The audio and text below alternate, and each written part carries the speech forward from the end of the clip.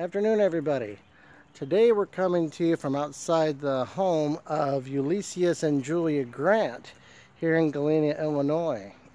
Now, in talking about then General Grant, he was in a pretty tight spot. He had been recently reinstated to command by President Lincoln after being denounced by some as both a drunkard and a butcher. And so he had a lot to live up to, and he really had to prove himself. And President Lincoln put him in charge of taking the area of Vicksburg, Mississippi. Now, why was that so important?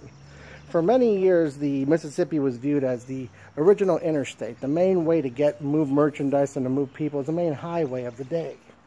And the United States Navy and Army had taken pretty much every single Confederate port on the Mississippi River from New Orleans all the way up to the St. Louis area, except Vicksburg.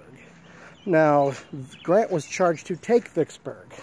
Now, Vicksburg stood on a very high ridge in Mississippi. It was very hard to get to.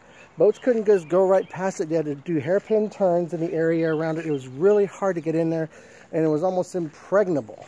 They had artillery batteries up there that could smash anything to pieces, particularly one gun that was called, and this is no joke, it was called Whistling Dick.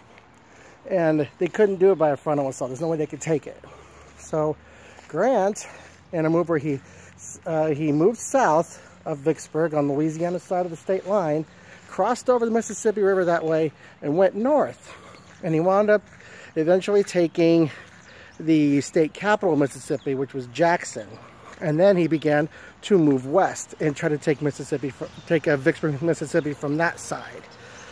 Now, it played out to where he eventually moved into outside the city limits, and it moved into an area of a siege. They had the Confederates were basically dug in, and they had Grant decided to starve them out and wait for them to surrender. So more on that to come.